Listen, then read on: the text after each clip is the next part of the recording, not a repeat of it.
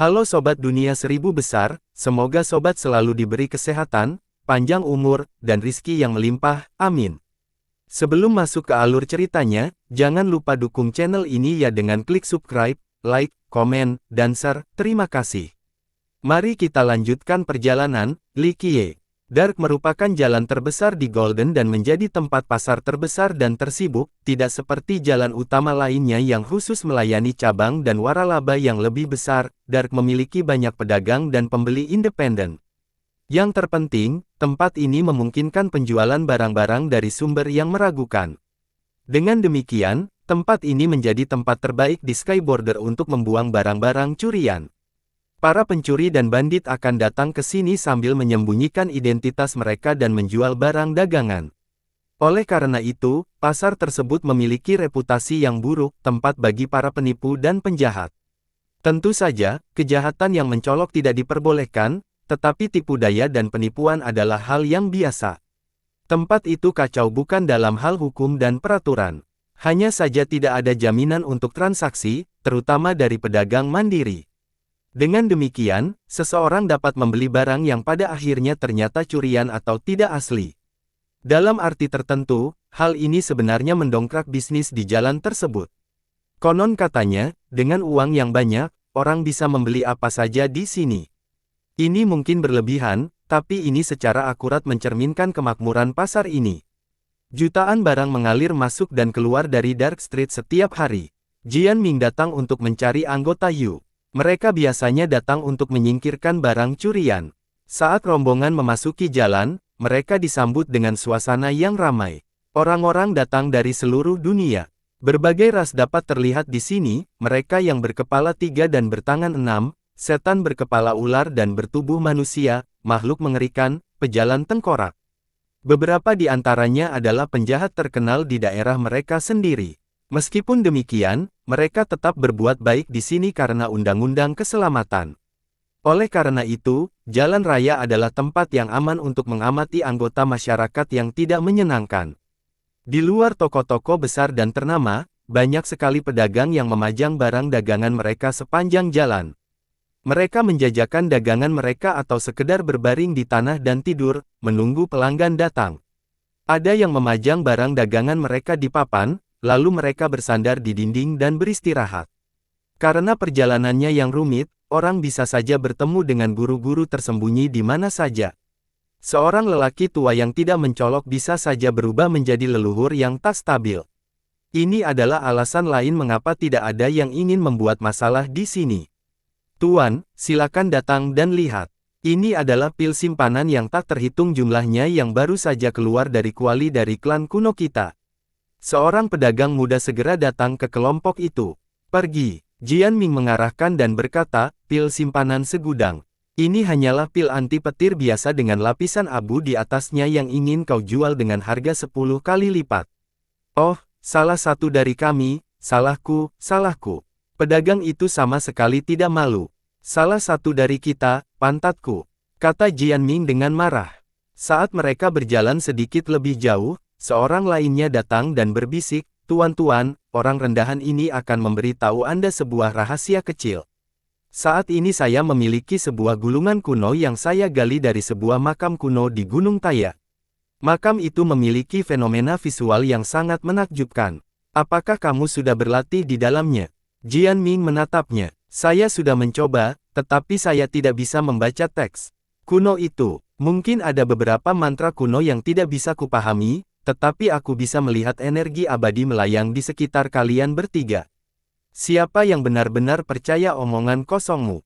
Jian Ming memelotot dan berkata, "Bahkan burung pun tidak mau membuang udara di Gunung Taya, tidak ada kuburan kuno di sana.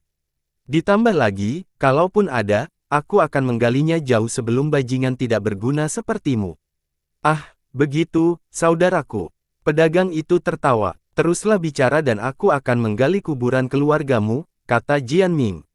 Pedagang itu tertawa dan tidak mempermasalahkan komentar itu. Ia lalu berlari mencari mangsa lainnya.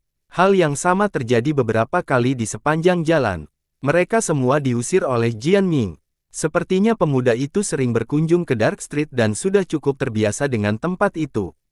Terlebih lagi, dia tampaknya punya banyak teman di sana. Beberapa orang datang untuk menyapa, namun Jianming mengusir mereka sambil berbisik, jangan melakukan hal bodoh ini di depan leluhurku atau dia akan membasmi klanmu. Dia berhasil menakuti dan membuat mereka lari. Nah, jadi beginilah caramu menghabiskan waktu, hanya bermalas-malasan di tempat ini. Leluhurmu pasti akan mematahkan kakimu. Wise tersenyum kecut setelah melihat ini. Hehe, leluhur, mohon maafkan saya. Saya hanya jalan-jalan di sini untuk bersantai dan tidak melakukan kesalahan apapun. Mohon jangan memberitahu kakek tua saya. Jianming mendengus. Klan Jian menganggap diri mereka sebagai klan bangsawan. Jianming sama sekali tidak cocok dengan peran ini.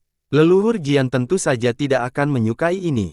Sedangkan Li Qiye, dia hanya tersenyum dan tidak berkomentar. Jianming tentu saja familiar dengan Dark Street. Dia mulai bertanya kepada seorang pedagang untuk mendapatkan informasi, "Yo, apakah kamu baru saja melihat pria gemuk dari Yu?" "Bagaimana aku tahu?" jawab pedagang itu. "Berhenti, aku tahu dia menjual barang curian ke klanmu," kata Jianming. "Saya benar-benar belum melihatnya akhir-akhir ini."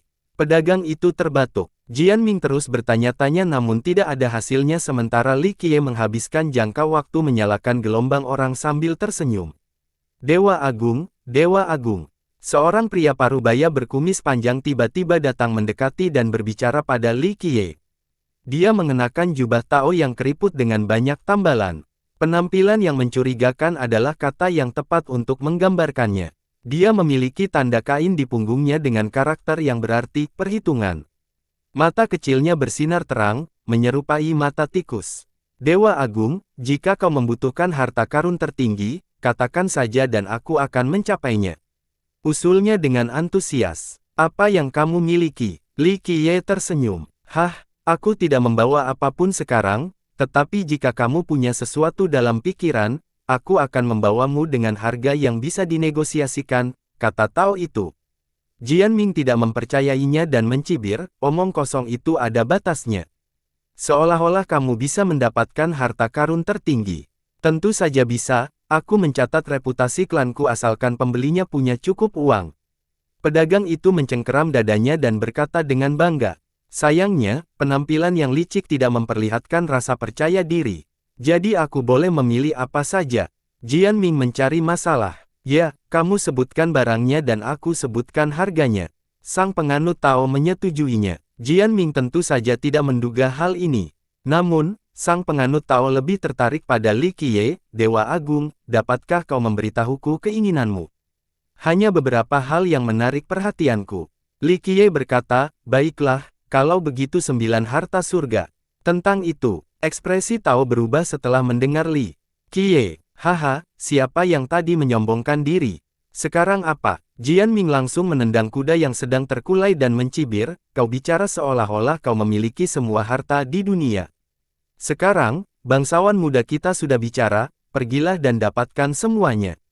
Harta karun surgawi hanyalah legenda. Sang penganut Tao menggosok telapak tangan dengan canggung dan berkata, saya khawatir tidak ada yang pernah melihatnya sebelumnya, jadi kita bahkan tidak tahu apakah itu nyata. Bahkan seorang yang abadi tidak dapat muncul begitu saja. Kau tidak memerlukan makhluk abadi untuk ini, itu hanya harta surgawi. Li Qiye menggoda. Sang Tao bersinggungan dan mulai memikirkan kemungkinan-kemungkinannya. Ia buru-buru mendapatkan kembali akal sehatnya dan tersenyum, bangsawan muda, bisakah kau berubah pikiran? Ada banyak artefak menakjubkan lainnya di sekitar sini. Jika jumlahnya sebanyak itu, tidak mungkin ada harta karun yang istimewa. Li Qiye berkata, harta karun sejati adalah harta karun yang unik dan satu-satunya. Sang penganut Tao kehilangan kepercayaan dirinya, matanya yang licik bergerak maju mundur sambil mencoba memberikan jawaban.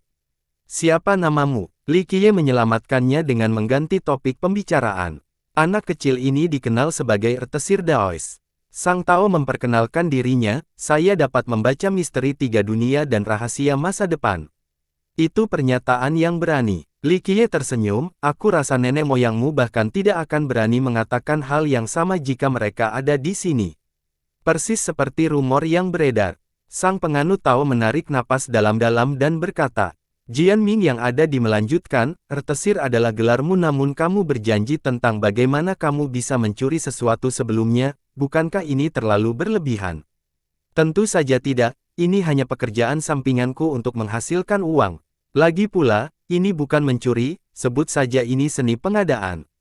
Jika daunnya benar, berbagai macam barang bisa diambil, kata Daois itu. Aku hampir muntah. Jian Ming berkata dengan nada meremehkan, banyak kata-kata indah untuk menyembunyikan tindakan seorang pencuri. Pekerjaan sampingan. Aku percaya karena seni meramalmu terlalu tidak akurat untuk mencari nafkah. Omong kosong. Sang penganut Tao akhirnya menjadi marah dan memerah. Dia meninggikan suaranya, seni meramal klanku tak berkompetisi di seluruh 8 desoles. Faktanya, semua seni meramal berasal dari teknik klan kami. Teknik-teknik itu tidak mampu, tetapi kami bahkan dapat mengharapkan kehendak surga. Dia menjadi emosional saat mengungkapkan kemampuan klannya, dengan jelas memiliki kepercayaan diri penuh. Tentu saja, ini memang benar, tidak berlebihan jika dikatakan bahwa mereka dapat mengintip amanat surga dan masa depan. Banyak tokoh penting dan penguasa Dao telah menanyakan ramalan tentang masa depan dari klan mereka. Sayangnya, sebagian besar ditolak. Aku tidak tahu apa yang sedang kau baca dari surga, tapi marilah, ramalkan takdirku, mari kita lihat seberapa baik dirimu. Kata Jian Ming, sang penganut Tao mengutarakan telapak tangan dan ingin menghitung dengan jari-jarinya. Sayangnya, ia menarik kembali tangannya dan berkata dengan dingin, tidak perlu menghitung untuk melihat nasibmu. Hanya satu tampilan saja sudah cukup. Katakan padaku apa yang kau lihat saat itu. Jian Ming tidak mempercayainya. Kamu diberkati dengan karunia surgawi, tetapi karena hati dan pikiranmu tidak teratur, kamu ditakdirkan untuk menjadi biasa-biasa saja. Jika ini berubah, maka itu masalah lain. Kata Tao itu, Jian Ming hanya mendengar satu hal dari kalimat itu, biasa-biasa saja. Omong kosong, seluruh klanmu biasa-biasa saja. Dia benar, Li Qiye menyela, kamu perlu belajar mengendalikan diri dan menahan diri agar tidak menyia-nyiakan kekayaanmu. Benarkah? Jian Ming mendengarkan dengan saksama. Meskipun mereka mengatakan hal yang sama, dia jauh lebih percaya pada Li Qiye. Li Qiye terkekeh dan berkata kepada Tao itu, seni pemahaman surga milikmu bukan berasal dari klanmu. Sang Tao terkejut karena Li Qiye mengungkap segalanya. Ia berkata, Dewa Agung, penglihatanmu sangat sempurna. Aku dipasang secara tidak sengaja dan akhirnya menjadi cukup mahir untuk terus mencoba lebih banyak lagi. Kedengarannya kamu juga beruntung, kata Jian Ming. Sang penganut Tao juga tampak yakin dengan kemampuannya mencuri. Ia membusungkan dadanya dan berkata, aku bisa meraih apapun yang ada. Apa kamu yakin? Jian Ming berkata, ku dengar ada benda luar biasa yang tersembunyi di sekte abadi sejati. Jika kau bisa memahaminya, maka aku hanya akan mengagumimu. Dewa sejati, sang penganut Tao melihat sekeliling, tampak gugup. Apakah kamu tidak belajar apapun? Leluhur bijaksana menatap Jian Ming. Ini bukan lelucon. Keinginan untuk mencuri sesuatu dari True Immortal bisa berakibat buruk jika orang lain mengetahuinya. Jian Ming terlibat dalam pertengkaran ini dan pertengkaran sang penganut Tao, takut. Tidak apa-apa, berhentilah menyombongkan diri mulai sekarang. Hah, dewa sejati. Aku tidak takut pada apapun. Tao itu membalas, benda itu memiliki asal-usul yang menantang surga dan disimpan jauh di dalam sekte mereka. Hanya sedikit anggota mereka yang benar-benar pernah melihatnya. Kau juga tahu tentang itu. Jian Ming tidak menduga hal ini. Itu bukan rahasia besar, tapi meskipun itu rahasia besar, aku masih bisa menghitungnya. Sang penganut Tao puas diri. Seperti yang kukatakan, berhentilah membicarakan seni meramalmu yang menipu. Ambil saja benda itu dan aku akan bersujud di hadapanmu. Kata Jian Ming, aku tidak peduli dengan rasa hormatmu. Jika kamu benar-benar bisa membayar, aku akan mengambil barang itu. Tao itu bukanlah seorang pria terhormat atau orang yang bermoral. Dia sudah muak dipandang rendah. Aku tidak punya uang, tapi klan kita punya banyak uang. Balas Jian Ming. Aku rasa keempat klanmu tidak akan bisa menghasilkan jumlah sebanyak itu. Sang penganut Tao mencibir. Kau tahu tentang kami. Jian Ming terkejut. Tidak ada yang bisa disembunyikan dari perhitunganku. Sang penganut Tao itu terkejut lagi. Anda mungkin sudah memperoleh informasi tentang kami sebelumnya, itu bisa dimengerti, keempat klan kami sangat bergengsi dan terkenal di seluruh dunia. Anda mungkin merasa takut setelah mendengar nama kami, kata Jianming. Aku tidak akan begitu bangga karena keturunan yang tidak berguna seperti kalian tidak bisa menandingi martabat leluhur kalian. Sang penganut Tao membentak balik. Seolah-olah kau lebih baik. Jianming tidak dapat menahan diri, kau berbicara tentang klan periklanan bergengsimu sebelumnya, tetapi yang kulihat di hadapanku hanyalah seorang pencuri. Kau keturunan yang tidak berharga yang juga mempermalukan leluhurmu. Kau, sang penganut Tao menjadi marah. Apakah aku salah di sini? Jianming menjadi puas diri setelah meraih kemenangan. Betapa bodohnya sampai tak bisa dikultivasi. Sang penganut Tao hanya bisa mengomel. Baiklah, bangsawan muda kita hanya menginginkan harta surga. Karena kau tidak bisa mendapatkannya, enyahlah. Jianming mencoba mengusir penganut Tao itu. Tao itu mengabaikannya kali ini dan tersenyum pada Li Qiye, Dewa Agung. Apakah kamu tertarik dengan barang milik dewa sejati? Tidak tertarik. Li Qiye berkata dengan acuh tak acuh. Lalu, apa yang membuatmu tertarik, Dewa Agung? Sang penganut Tao menggaruk kepalanya. Apakah kamu pikun? Bangsawan muda itu sudah mengatakan bahwa dia tertarik pada 9 harta surgawi. Berikan dia artefak itu dan mungkin dia akan memiliki pendapat yang lebih baik tentangmu. Jianming menimpali. Anak bodoh, apa yang kau tahu? Pendeta Tao itu memandang Jianming dengan jijik, harta karun surgawi mungkin sebenarnya bukan harta karun. Harta karun itu bisa berupa apa saja, dimensi atau dunia. Kalau begitu, kurasa kau salah tentang kemampuan pemahamanmu yang tak tertandingi. Jika memang bagus yang Anda klaim, maka pemahaman dimensi dan dunia seharusnya tidak menjadi masalah. Kalau tidak, jangan gunakan kata tak dipertunjukkan untuk menggambarkannya. Jianming segera menjawab, kau. Sang penganut Tao merasa kesulitan menghadapi pemuda itu. Jianming menertawakan, apa? Aku hanya mengatakan yang sebenarnya. Kau menyanyikan lagu yang berbeda dari yang sebelumnya. Dada sang Tao membusung naik turun karena marah, napasnya yang berat menyebabkan janggutnya bergoyang. Kau tahu banyak hal, bukti dari kemampuan klanmu. Komentar Li Qiye, hehehe, kamu terlalu baik, Dewa Abadi. Suasana hati Tao itu langsung membaik, itu hanya hal sepele, tidak perlu disebutkan. Ia berbicara dengan hati yang rendah, tetapi wajahnya tidak mengatakan apa-apa. Wajahnya dipenuhi dengan rasa puas diri. Contoh kau menunjukkan pada kami kemampuan meramal legendaris milik klanmu, dan hitunglah apakah 9 harta karun itu benar-benar ada atau tidak. Jianming mengejek, bocah nakal, apa kau pernah melihatnya sebelumnya? Sang penganut Tao melotot. Yah, tidak, jawab Jianming jujur. Lalu apakah kamu tahu betapa misterius dan tidak dapat dipahaminya mereka? Tanya Tao itu dengan dingin. Jianming tidak bisa menjawab. Harta karun itu hanya ada dalam beberapa legenda dan itu pun tidak didokumentasikan dengan jelas sama sekali. Apa teknisnya ini dengan seni meramal milik klanmu? Bantahnya, dasar bodoh. Bagaimana mungkin seseorang bisa mulai menghitung jika mereka tidak tahu apa itu sejak awal? Apa kau tahu Ahua dari benua pedang? Apakah itu orang atau anjing, cantik atau jelek? Jika tidak ada dasar awal, tidak ada yang bisa dilakukan. Sang penganut Tao menjelaskan dengan dingin. Jianming berada di pihak yang kalah kali ini dan tidak bisa membalas. Contoh sempurna dari kayu busuk tidak dapat diukir. Sang penganut Tao mendorongnya lagi, merasa cukup senang dengan pembalikannya. Bah, yang ku dengar hanyalah alasan mengenai kurangnya kemampuanmu. Seorang peramal sejati dapat menutup matanya dan melihat semuanya setelah penggantian tangan. Kau hanyalah ember kosong yang mencoba berpura-pura, tidak mampu menjelaskannya selain terlalu takut. Kata Jianming, nak, katakan padaku, apa yang terlalu kutakuti hingga tak dapat kuhitung. Sang penganut Tao tidak menghargai fitnah itu. Begitukah? Kalau begitu, apakah kamu berani mengerjai bangsawan muda kita, hehehe. Saya ragu Anda akan melakukannya. Jianming mengejek. Konyol. Leluhur bijaksana sudah muak dengan ini dan menamparkan Jianming entah berapa kali. Jianming bersinar dan tidak mengatakan apapun lagi. Baiklah. Sang Tao menoleh ke arah Li Qiye dan merasa nyaman. Sebenarnya, dia ingin melakukannya saat pertama kali melihat Li Qiye. Dewa Agung, bolehkah aku membaca kentunganmu? Ini adalah hari pertama ini jadi tidak ada biaya. Kata Tao itu, Li Qiye terkekeh dan berkata, kehendak surga tidak bisa dibaca, itu di luar kemampuanmu. Tao itu tidak nyaman. Jian Ming mengolok-oloknya karena dia tidak menganggap serius pemuda itu. Sayangnya, berbeda jika itu datang dari Li Qiye.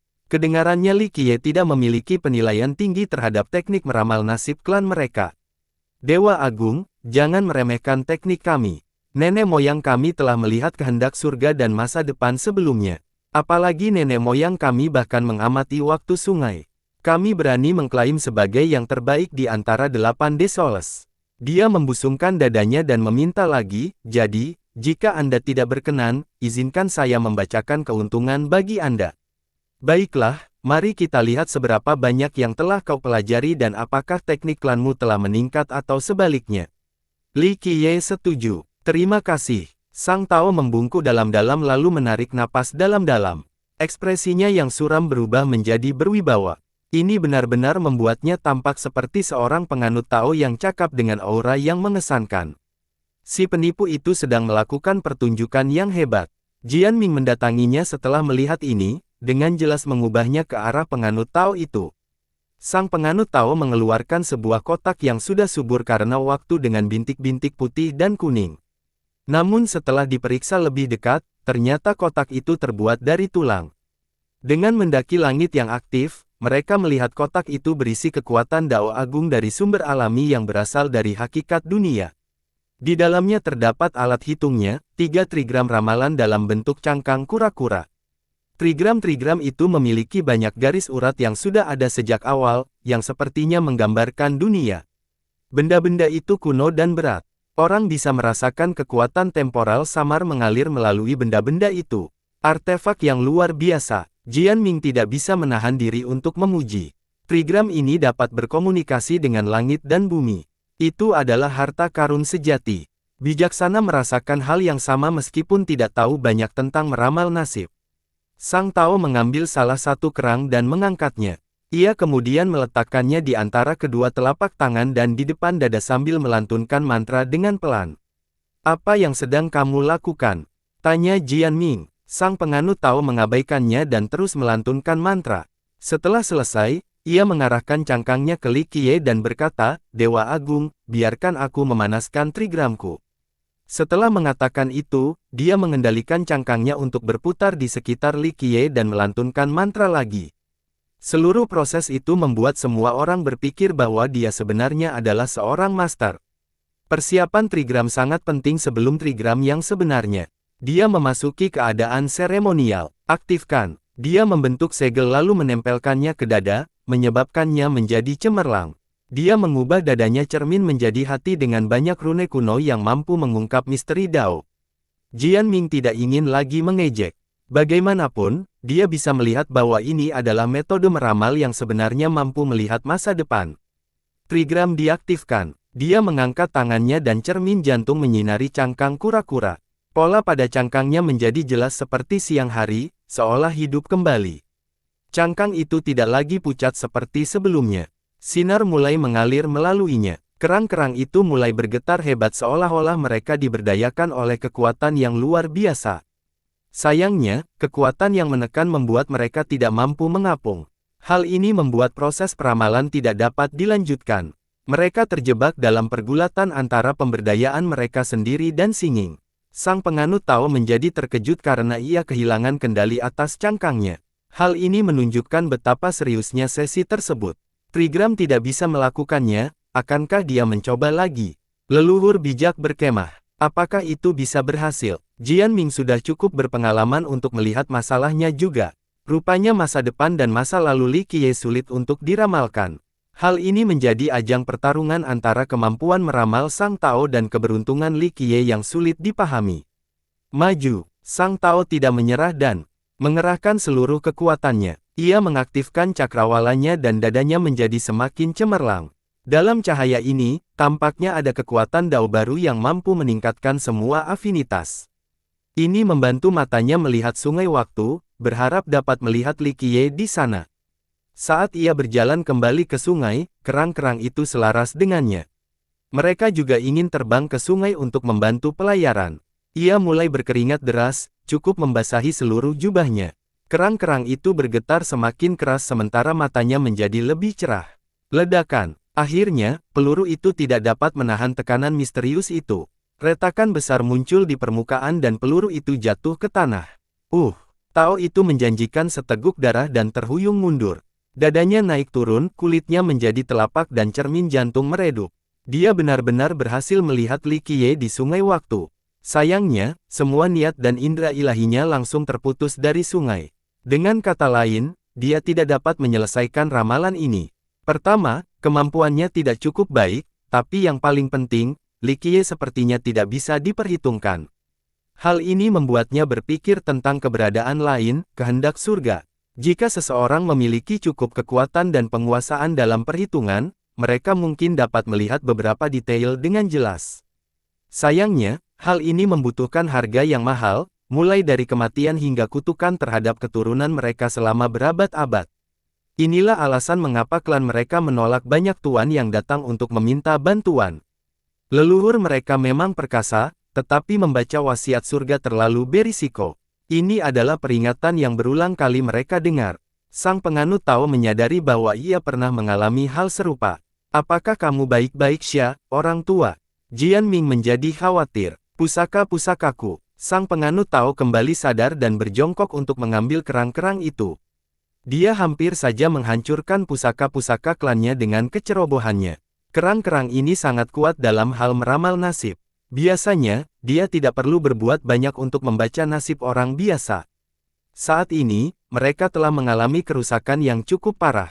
Aku benar memanggilmu Dewa Abadi. Sang Tao menundukkan kepalanya dan berkata, aku telah melebih-lebihkan diriku sendiri dan mempermalukan leluhur kita. Tidak, kemampuan meramalmu sungguh luar biasa. Li Qiye tidak keberatan. Saya khawatir saya telah mempermalukan diri saya sendiri.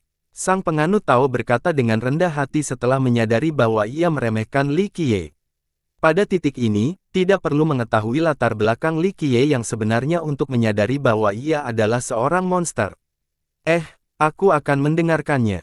Jian Ming pergi agar tidak membuat suasana canggung bagi penganut Tao itu. Nenek-nenek moyangmu telah melakukan pekerjaan yang hebat dalam mengembangkan seni ini. Kata Li Qiye, kau kenal leluhur kita. Sang penganut Tao menyadari hal ini. Apakah piring sungaimu masih ada? Tanya Li Qiye. Ya, masih di sana. Tao yang emosional itu membungkuk lagi. Klanmu mengulangiku sebuah ramalan, sangat memalukan keturunannya masih belum bisa melakukannya. Li Qiye mengungkapkan, jadi ya, kamu pernah menanyakan ramalan di masa lalu. Ucap Tao itu tiba-tiba. Ya, leluhurmu berbicara tentang kemampuan mencapai surga dan menghitung apapun. Apakah itu berhasil? Li Qiye tersenyum. Sang penganut Tao menjadi emosional karena ia teringat sebuah legenda dari klannya, atau lebih tepatnya, kata-kata terakhir dan bimbingan leluhur. Nenek moyang mereka meninggalkan ajaran ini setelah membayar harga yang mahal. Sebagai keturunan, ia tidak mengetahui detailnya karena sudah terlalu lama berlalu.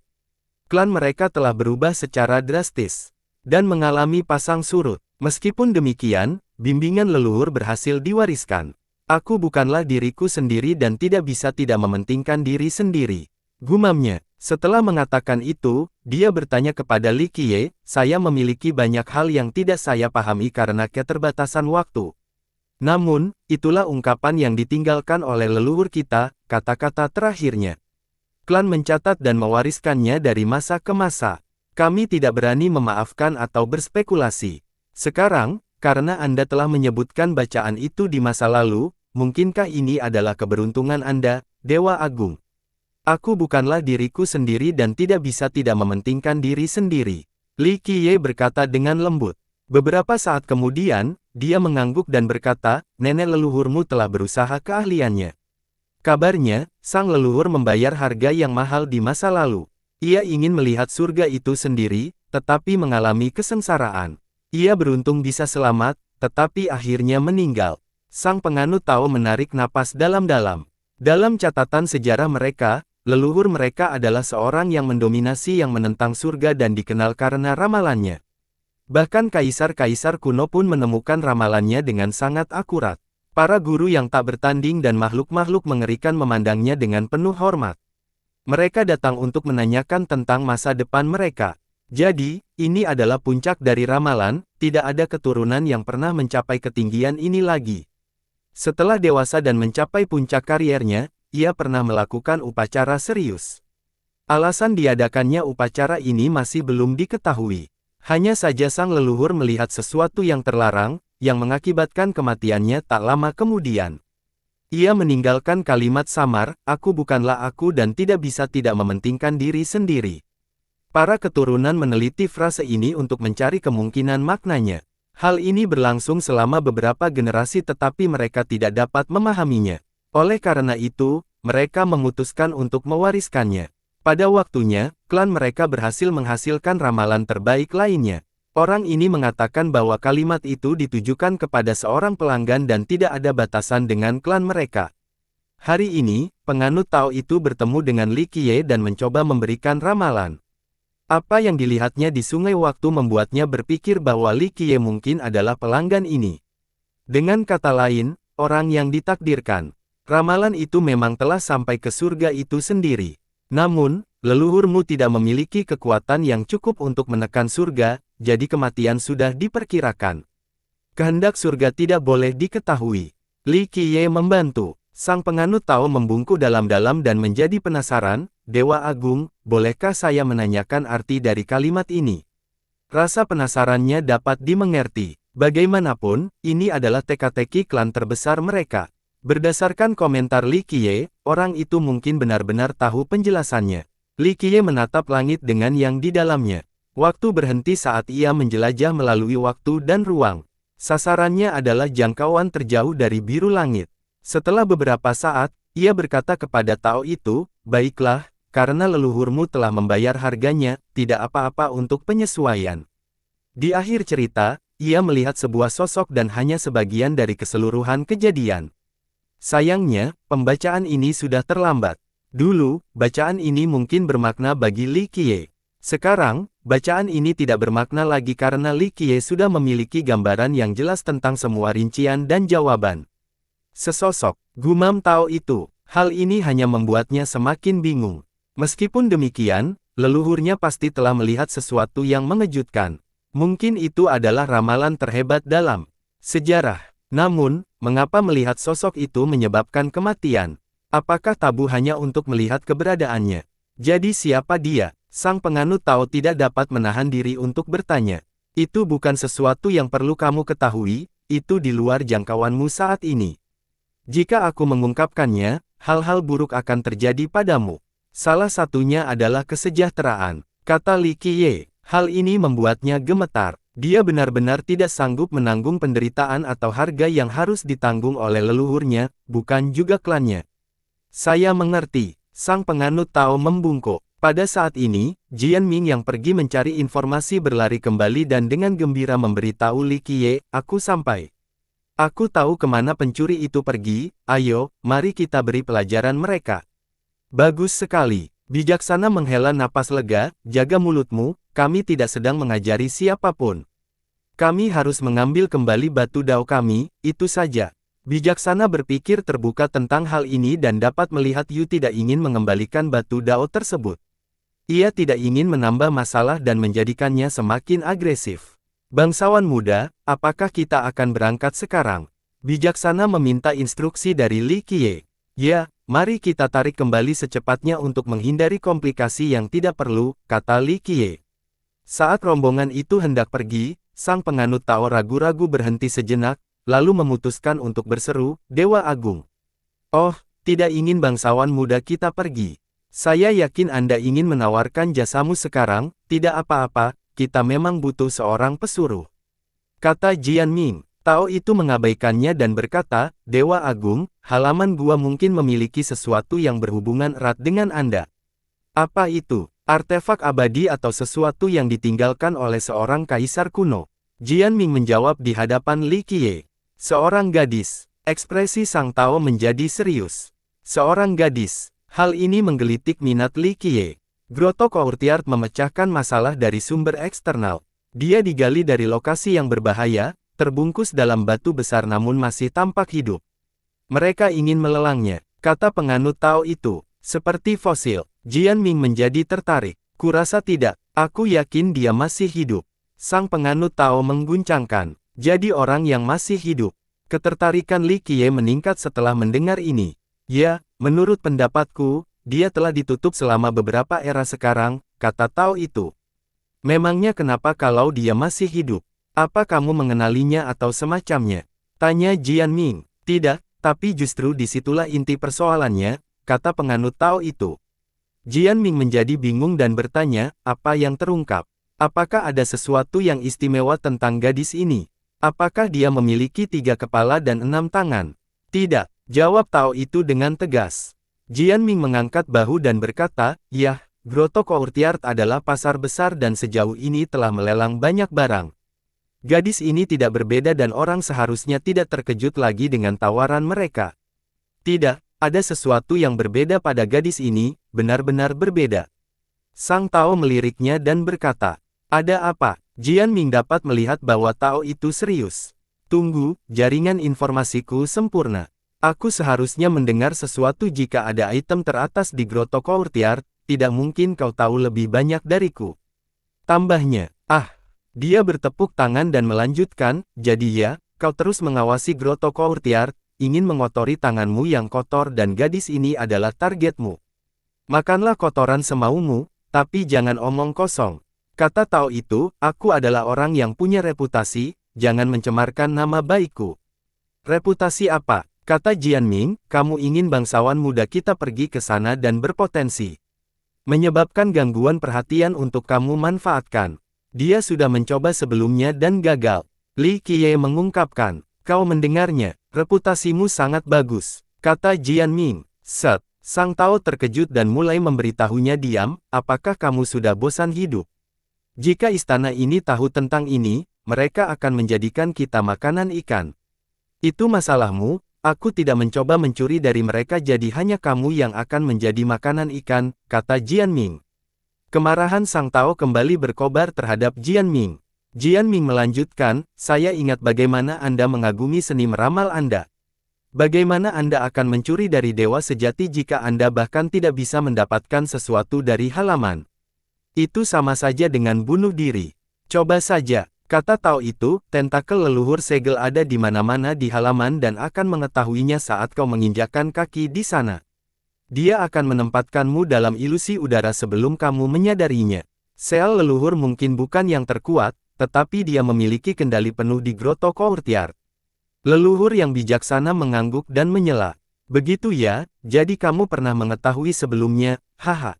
Jian Ming adalah penampungan orang lain. Jika itu kamu pasti sudah berada di kolam sekarang, daripada berdiri di sini. Sang penganut Tao memuaskan dirinya karena selamat. Bagaimanapun, melarikan diri dari sel leluhur memang luar biasa.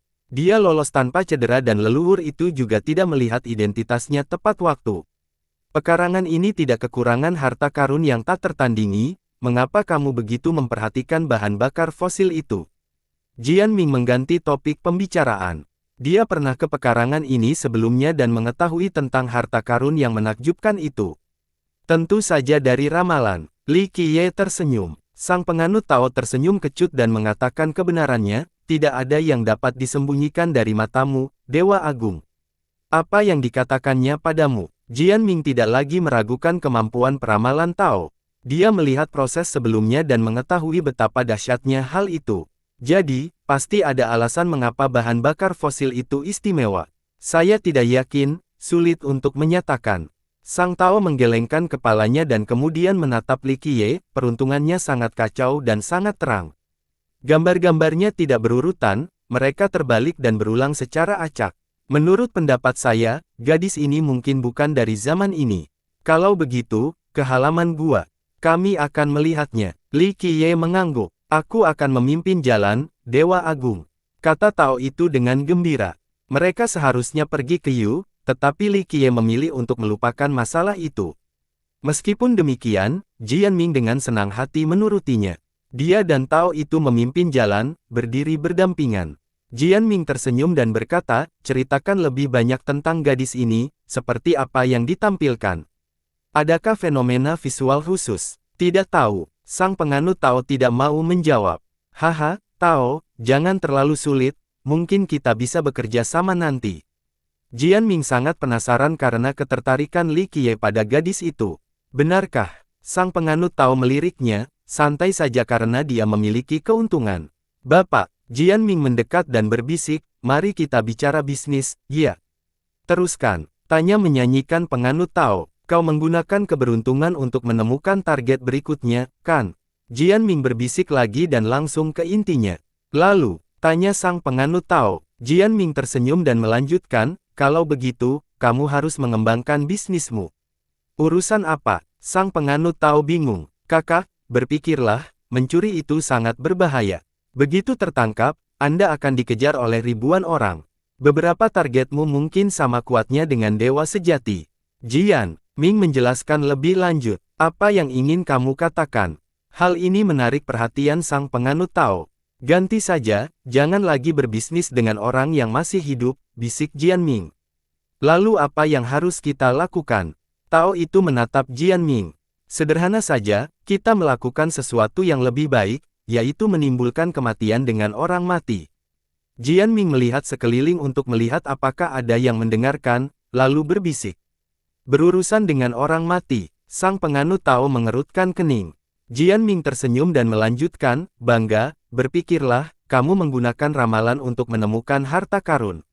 Lalu yang harus kita lakukan adalah bekerja sama, kamu menghitung dan menemukan makam yang tepat, aku ahli dalam arsitektur, Keke, katakan padaku bagaimana ini menguntungkan. Petik 2. Mata Tao itu berbinar. Dia menyadari maksud Jian Ming, memuat makam. Bagaimana jika dia bekerja sama dengan Jian Ming untuk fokus pada makam, bukan harta karun? Mereka juga bisa fokus pada makam sekte yang ditinggalkan atau hancur. Sekte yang tak terhitung jumlahnya telah hancur dalam sejarah. Dengan demikian, banyak guru yang tak terkalahkan dikubur di bawah tanah. Merampas isi makam ini bisa sangat menguntungkan. Sayangnya, ada satu masalah yang dia tunjukkan, wah, itu hal yang berbahaya untuk dilakukan, karma yang mengerikan. Haha, melihat keberuntungan di tengah bahaya adalah cara yang tepat. Ditambah lagi, ramalanmu akan membantu kita mengubah nasib. Jian Ming tidak kenal lelah.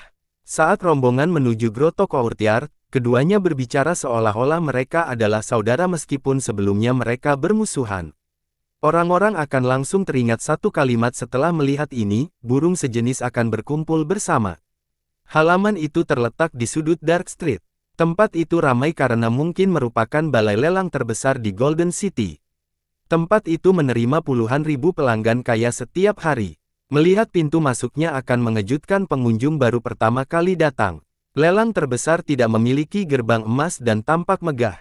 Pintunya melengkung sederhana tanpa dekorasi apapun, hanya sebuah plakat tua dengan karakter-karakter, Groto Courtyard. Tidak seorang pun akan melirik toko seperti ini di malam hari. Penampilannya sangat kontras dengan reputasinya yang sebenarnya dan banyaknya pelanggan. Kita sudah sampai. Jian Ming berkomentar, selalu saja sibuk. Li Qiye mendongak dan menemukan kaligrafi karakter itu sangat familiar, tidak ada tanda tangan di plakat itu, hanya simbol rubah merah. Namun karena usianya, warna merah kucingnya telah memudar hingga hampir tidak terlihat, sungguh tertidur. Hanya sedikit yang menyadari simbol atau rasa peduli itu.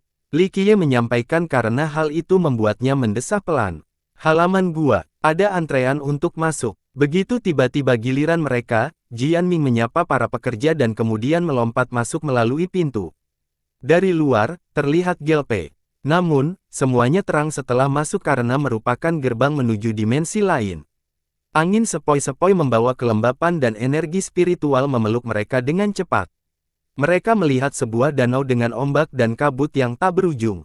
Ternyata rumah lelang itu dibangun di atas danau besar. Ada paviliun udara dan pulau-pulau di tengah kabut.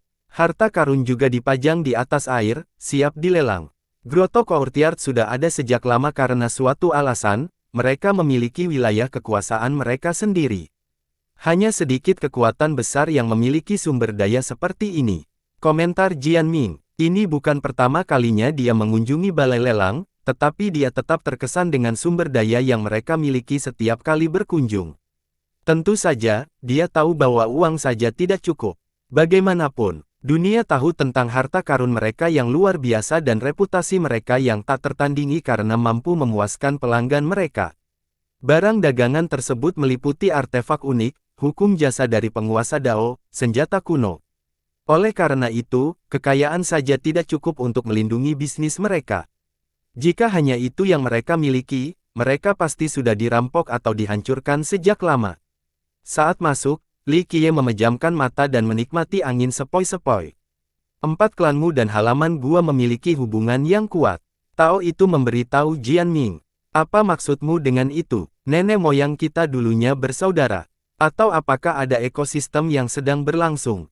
Apakah kita mendapat diskon 20, tidak, 40%? Jian Ming mulai meneteskan air liur. Omong kosong, Wise menjelaskan sambil tersenyum, selama masa kejayaan kami memang memiliki aliansi dengan Grotto Courtyard, tetapi tidak ada diskon. Kami saling membantu selama era Chaotic, tetapi aliansi itu akhirnya bubar setelah ringkasan kami. Jadi mereka menjatuhkan kita saat kita tidak berguna lagi.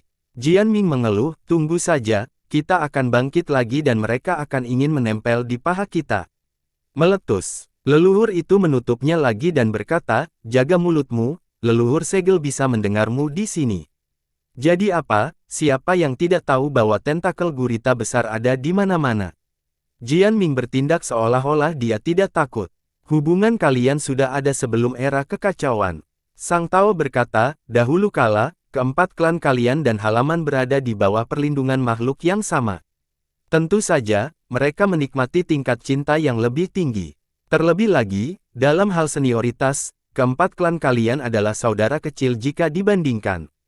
Jangan terlalu samar. Jian Ming berkata, saya tahu bahwa halaman itu tidak sama dengan yang di masa lalu, mereka juga sekelompok anak nakal yang mengkonfirmasi keluar seperti Yu, tidak diterima oleh leluhur mereka sendiri.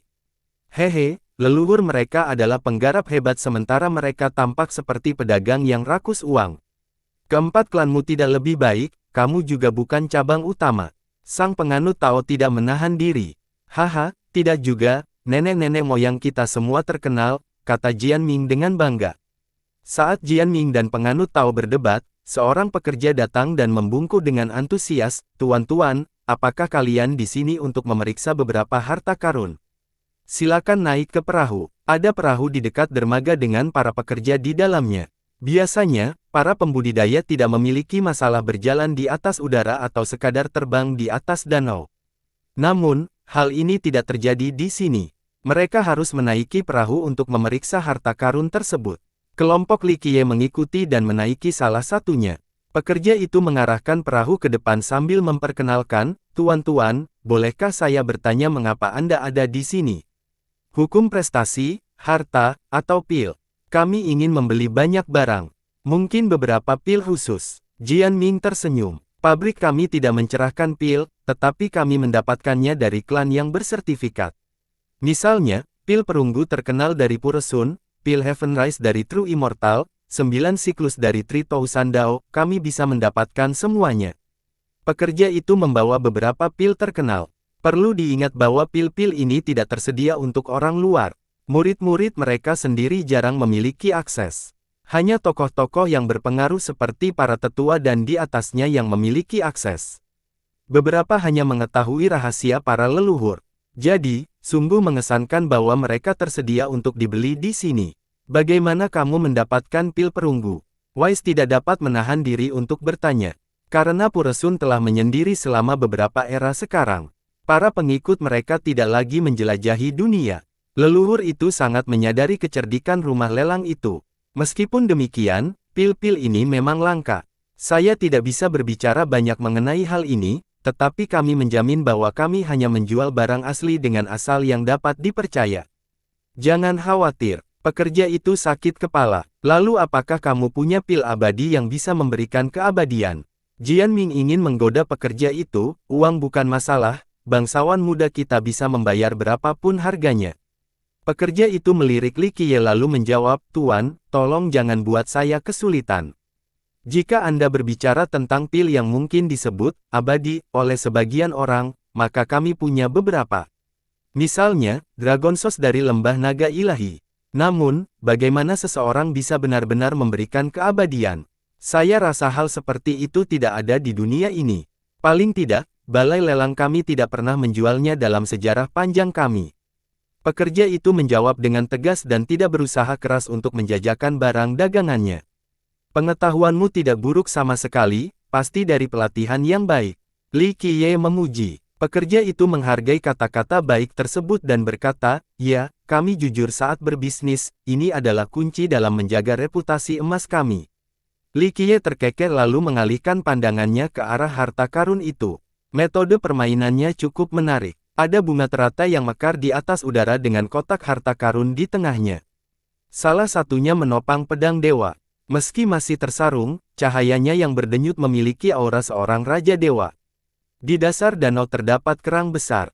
Sinar-sinar keluar dan suara dering dapat terdengar setiap kali kerang itu membuka mulut. Di dalamnya terdapat lonceng emas, suaranya dapat mencapai sungai waktu. Lalu ada lentera iblis yang mengapung di permukaan.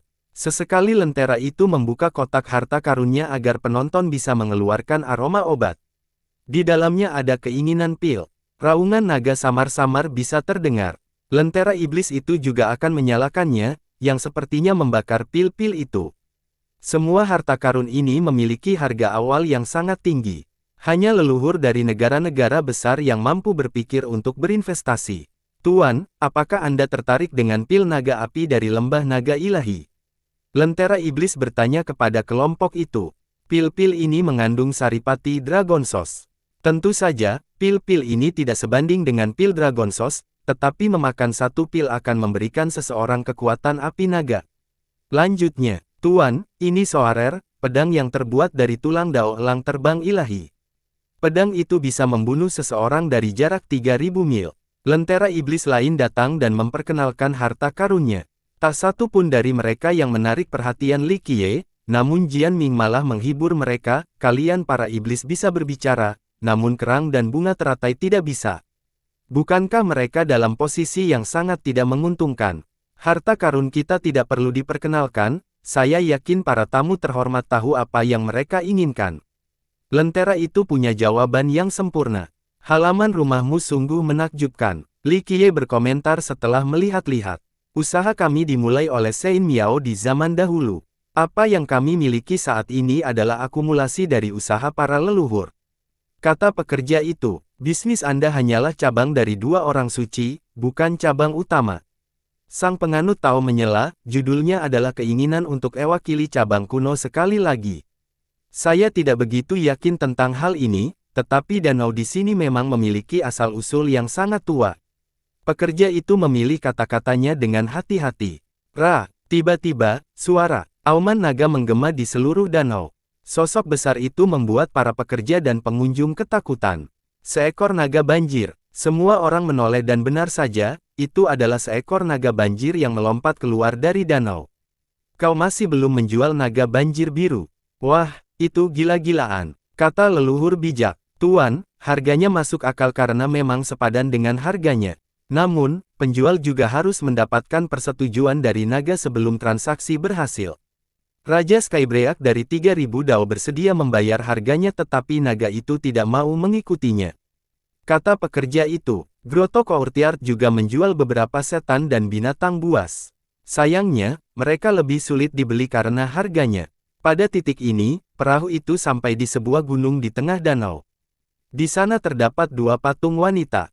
Yang satu mengenakan baju besi lengkap dan tampak siap melawan seluruh dunia.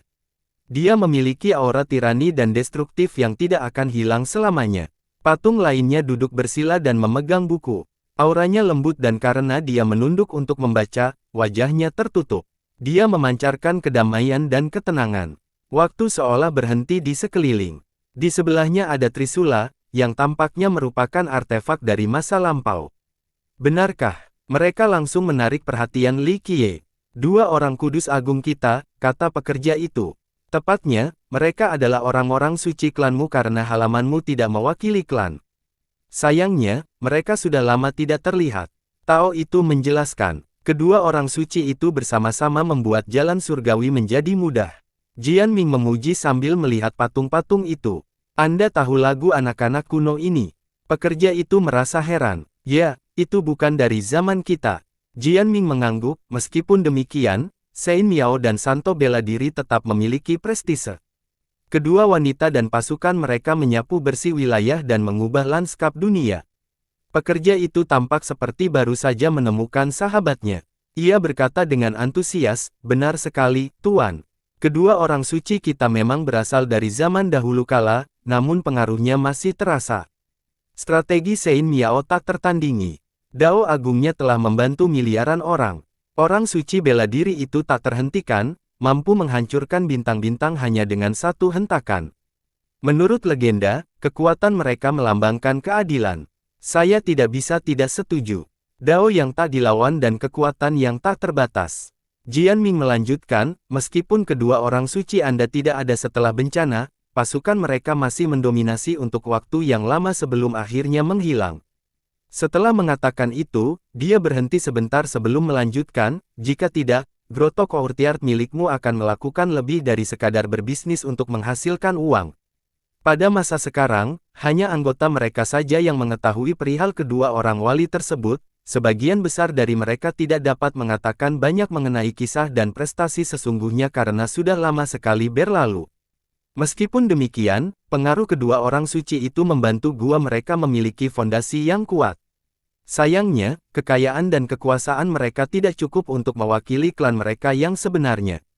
Lagi pula, cabang mereka yang sebenarnya mungkin tidak lagi ada di Eight de Soles.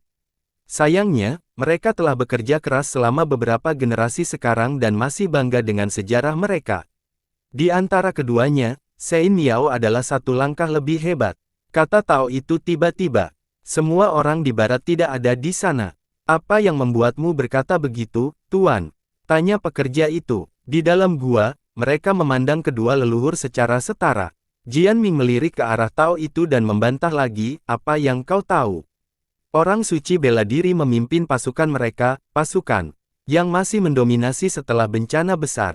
Itu perspektif yang dangkal. Siapakah ahli strategi dengan perhitungan yang sempurna? Siapa yang melatih setiap jenderal dan prajurit? Inilah mengapa Sein Miao sangat spektakuler. Dia memiliki garis keturunan suci dan yang terpenting, kebijaksanaan dan pemikirannya lebih unggul dari Santo bela diri.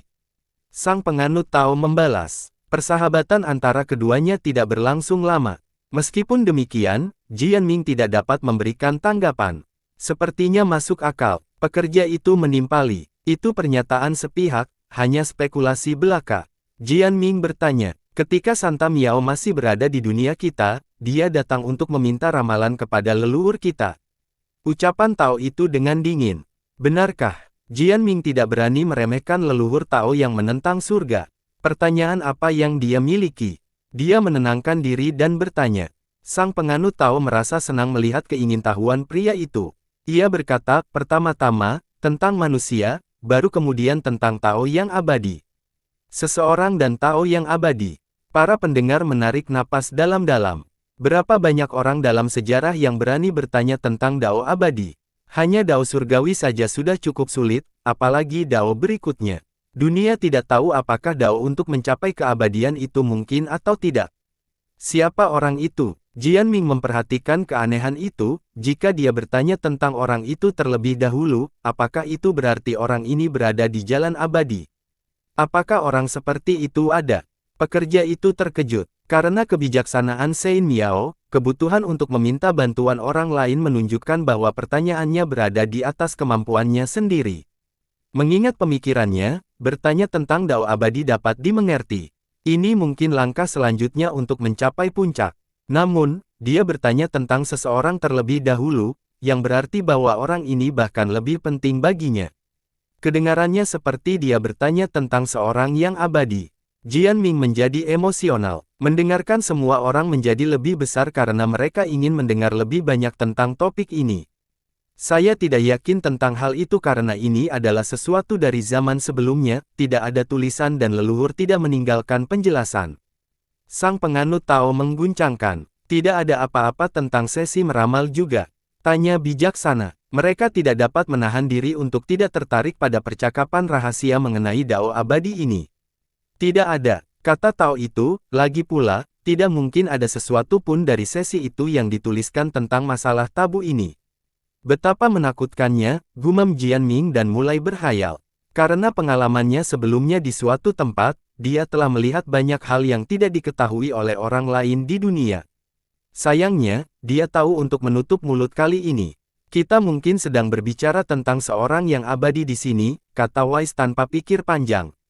Pada saat ini, Li Qiye akhirnya berhenti memajang patung-patung itu dan ikut berkata, tidak, dunia ini tidak mampu menahan beban seorang yang abadi. Kelompok itu setuju dengannya. Hanya saja mereka terlalu penasaran dengan orang dalam kasus ini. Sayang, rahasia-rahasia ini telah terkubur di sungai waktu. Mustahil untuk menemukan penjelasannya. Apakah trisulamu masih ada? Tanya Li Qiye. Baiklah. Pekerja itu tidak dapat menjawab, saya khawatir seorang murid biasa seperti saya tidak mengetahui jawaban atas pertanyaan Anda. Haha, kamu harus bertanya pada leluhur segel. Jian Ming tertawa, orang tua itu tahu segalanya di sini, dia mungkin sedang memata-matai kita sekarang dari dasar danau. Ketahuilah kapan saatnya untuk tidak berbicara, tegur bijaksana. Jian Ming mengabaikannya dan melanjutkan, bukan rahasia. Lagi kalau dia punya mata di mana-mana di Grotto Courtyard. Itu tidak akan mengejutkan sama sekali. Sementara itu, banyak perahu berlayar di sekitar danau sehingga pelanggan dapat melihat harta karun tersebut. Para tamu terutama terdiri dari para murid dan leluhur dari negara-negara adidaya. Meskipun mereka berusaha menyembunyikan identitas mereka, aura mereka sudah menunjukkan semuanya. Bahkan para leluhur pun terkagum-kagum setelah melihat harta karun di danau itu. Akibatnya, jantung mereka mulai berdetak lebih cepat. Mereka akan lebih dari sekedar ingin membeli semuanya jika mereka punya cukup uang. Barang-barang di sini jauh melebihi harta sekte karunia mereka. Barang-barang itu termasuk properti Grotto Courtyard dan lelang konsinyasi. Karena reputasi emas mereka, yang lain dengan sukarela membiarkan rumah lelang menjual barang-barang mereka. Mereka juga meminta gua untuk mencari harta karun yang mereka inginkan. Jadi, ada banyak kotak kosong dengan catatan yang menyebutkan barang-barang yang mereka inginkan. Siapapun dapat dengan mudah meletakkan barang-barang tersebut di kotak-kotak ini jika mereka puas dengan harganya tanpa perlu mengungkapkan identitas mereka. Tanggal lelang juga acak. Biasanya, barang-barang yang dilelang jauh lebih berharga daripada barang-barang yang dipajang dengan harga tetap. Karena kelangkaan dan harga lelang ini, semua peserta harus diundang oleh gua terlebih dahulu. Pekerja di perahu Li Qiye dengan tekun mengajak rombongan berkeliling dan memperkenalkan banyak harta karun kepada mereka. Mereka juga melihat banyak pelanggan lain di sepanjang jalan. Tepat di depan mereka ada seorang pemuda dengan beberapa pengikut. Ia mengenakan jubah putih dan memiliki cahaya yang berdenyut, sama sekali tidak ada titik debu pun. Matanya tajam dengan afinitas yin. Ia berdiri di depan perahu, tampak anggun dan memberitahu yang lain bahwa ia seorang bangsawan, seekor burung bangau di antara kawanan ayam. Biasanya, dia tidak akan peduli dengan orang lain. Sayangnya, matanya berhenti pada sang penganut Tao. Kau lagi, masih menegaskan. Dia meleotot ke arah penganut Tao itu. Yang terakhir bersembunyi di belakang Li Qiye dan hanya mengintip keluar, seolah-olah dia tidak mengenal pemuda itu. Keluarlah ke sini. Pemuda itu menunjuk ke arah Tao dan memberi perintah. Bukankah kau, bangsawan muda teratai, telah menempuh perjalanan jauh dari 3000 dao? Jian Ming berkata, mereka yang berada di perahu di lingkungannya tidak dapat menahan diri untuk tidak menatap bangsawan muda itu setelah mendengar hal ini. Awalnya, tak seorang pun peduli karena mereka juga memiliki latar belakang yang kuat. Namun, semuanya berubah ketika mereka mendengar nama sekte tersebut. 3000 Dao adalah raksasa di Skyborder, yang diciptakan oleh Dao Sanqian yang tertinggi. 3000 Dao, sekte abadi sejati, kerajaan raungan singa, lembah naga ilahi.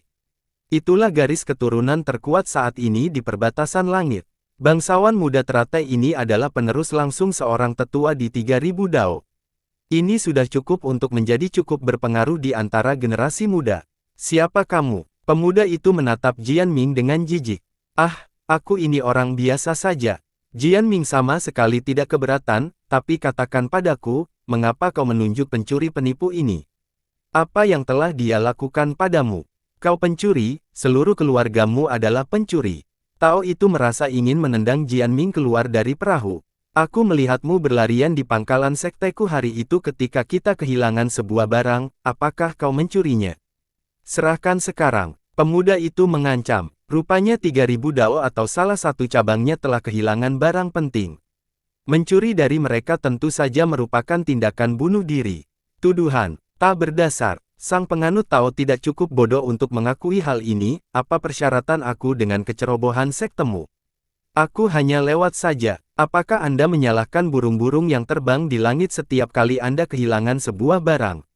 Menurutku, anggotamu tidak berlatih cukup keras dan bahkan tidak bisa melindungi sebuah barang sehingga barang itu dicuri. Saat ini, kau hanya mencari kambing hitam untuk menutupi ketidakmampuanmu. Dia sama sekali tidak takut mengejek pemuda itu. Hal ini membuat pemuda itu memerah karena marah. Di sisi lain, penonton menganggap ini masalah besar. Amarah 3000 dao bukanlah lelucon. Haha, jangan katakan seperti itu. Jian Ming berkata, 3000 dao adalah raksasa abadi yang mampu menggemparkan dunia. Siapa yang berani mencuri sesuatu dari sana? Menurutku, kemungkinan besar mereka kehilangannya karena kecerobohan atau seseorang punya rencana dan suatu malam, puff. Dia mulai tertawa setelah mengatakan ini, jelas-jelas memihak penganut Tao yang menentang kaum muda. Lotus yang nobel sama sekali bukan orang hebat atau jenius yang tak tertandingi. Meskipun demikian, sebagai murid seorang tetua, dia belum pernah mengalami penghinaan seperti ini dari orang luar sebelumnya. Kalian berdua sudah bosan hidup. Nada suaranya berubah agresif. Ini tidak ada hubungannya denganku. Jian Ming menggelengkan kepalanya. Tao itu terus bersembunyi di belakang Li Qiye dan kemudian berkata, itu juga tidak ada di dalamku. Belum terlambat untuk menyerahkannya. Kalau tidak, konsekuensinya tidak akan terbayangkan. Mata pemuda itu berkilat mengintimidasi. Sang Tao tidak menanggapi dan bersembunyi di belakang Li Qiye. Siapa kamu? Pemuda itu memelotot ke arah Li Qiye, mengira bahwa dialah dalang di balik semua ini. Mungkin dia memerintahkan penganut Tao itu untuk mencuri barang mereka. Hanya seorang pejalan kaki. Li Qiye mendengus dan menjawab tanpa melihat ke arah pemuda itu. Apa hubunganmu dengan mereka? Apakah Anda memerintahkan mereka untuk mencuri harta karun kita? Tanya pemuda itu dengan dingin. Hal ini membuat semua orang menatap Li Qiye. Mereka berpikir bahwa pria berpenampilan biasa seperti dia tidak akan berani main-main dengan 3000 dao. Apakah murid-murid lain dari 3000 dao sebodoh dirimu? Li Qiye akhirnya menatap pemuda itu. Pernyataan meremehkan itu membuatnya menjadi marah. Anak sapi yang baru lahir tidak takut pada harimau. Seorang penonton berbicara mengenai Li Qiye, berpikir bahwa dia tidak cukup takut pada 3000 dao. Bersambung.